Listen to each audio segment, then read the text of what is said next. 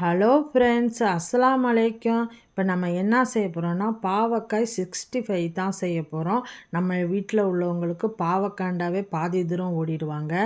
இது கசப்பாக இருக்கும்ட்டு எப்படி நம்ம கசப்பே இல்லாமல் இந்த 65 செய்ய போகிறோன்னு தான் பார்க்க போகிறோம். நல்லா மொறுமொறுப்பாகவும் செய்ய போகிறோம். இந்த வீடியோவை ஸ்கிப் பண்ணாமல் பாருங்கள். அதுக்கு முன்னால் நம்ம சேனலை சப்ஸ்கிரைப் பண்ணிக்கோங்க. அதுக்கு நான் 1/4 கிலோ பாவக்காய் எடுத்திருக்கேன். இதை ரவுண்டு ஷேப்பில் நம்ம அரிஞ்சிக்கலாம். பாருங்கள், இந்த மாதிரி தான் ரவுண்டாக கொஞ்சம் மெலிசாக அரிஞ்சுக்குவோம். அப்போ தான் நமக்கு நல்லா மொறுமொறுப்பாக கிடைக்கும். இப்போ கசப்பு இல்லாமல் இருக்கிறதுக்கு நம்ம ஃபஸ்ட்டு உப்புத்தூள் 1 ஸ்பூன் போட்டு ஒரு 10 நிமிஷம் இது அப்படியே ஊறட்டும். நல்லா கலக்கி விட்ருங்க. இது அப்படியே 10 நிமிஷம் ஊறிக்கிட்டு இருக்கட்டும்.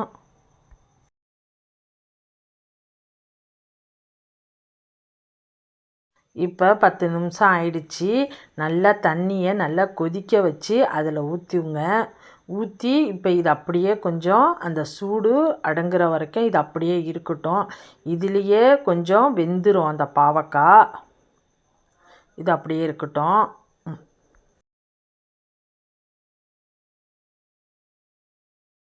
இப்போ பாவக்காய் நல்லா வெந்துருச்சு. இதை நம்ம வடிகட்டிக்குவோம். இது அடுப்புலலாம் வச்சு நம்ம வேக வைக்கக்கூடாது. இந்த மாதிரி வெந்நீரை ஊற்றினாவே அது 3/4% வெந்துடும். நம்ம அரிஞ்ச உடனே நம்ம உப்பு போட்டோம். அது நம்ம தண்ணி ஊற்றி அலசினதுனால அதில் உப்பு ஏறி இருக்காது. இதில் இப்போ வடிகட்டினதுனால இப்போ உப்பு 1 ஸ்பூன் போட்டுக்குவோம். இப்போ மசாலா பொடியெலாம் சேர்த்துக்குவோம். இப்போ மிளகாய்த்தூள் ஒரு 1/2 ஸ்பூன் சேர்த்துக்குவோம்.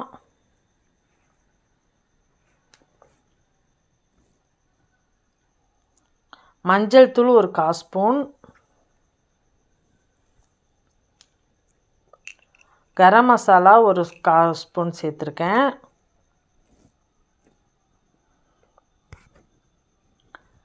இஞ்சி பூண்டு பேஸ்ட்டு ஒரு 1/2 ஸ்பூன் சேர்த்துக்கலாம்.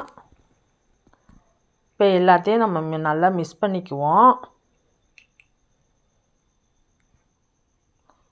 மசாலாலாம் எல்லா பாவக்காவிலையும் படுற அளவுக்கு நல்லா கோட்டிங் கொடுத்துக்கோங்க. இப்போ கடல மாவு ஒரு 4 ஸ்பூன் சேர்த்துக்கலாம்.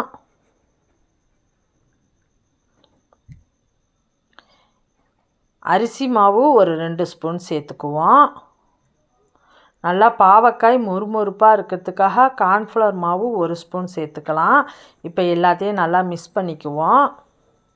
தண்ணிலாம் சேர்க்க வேணாம். இந்த பாவக்காவிலேயே ஏற்கனவே தண்ணி இருந்திருக்கும். அதனால பத்தாக்கட்டி கொஞ்சமாக சேர்த்துக்கங்க. இப்போ எனக்கு பத்தல, அதனால நான் கொஞ்சமாக சேர்த்துக்கிறேன்.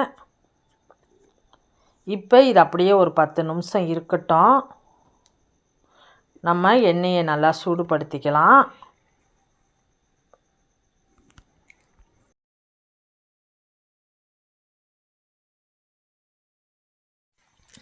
இப்போ எண்ணெயை நம்ம சூடுபடுத்திக்குவோம். எண்ணெய் நல்லா சூடாயிடுச்சு.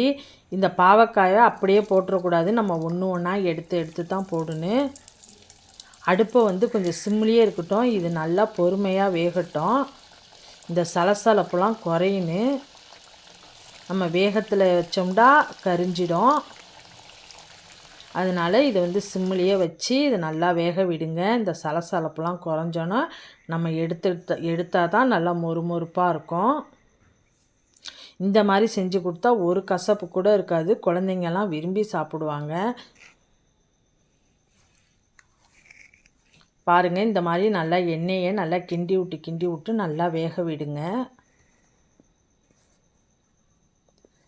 இப்போ இதை நம்ம எடுத்துக்குவோம். இந்த மாதிரியே எல்லா பாவக்காவையும் நம்ம பொரிச்சிடுவோம்.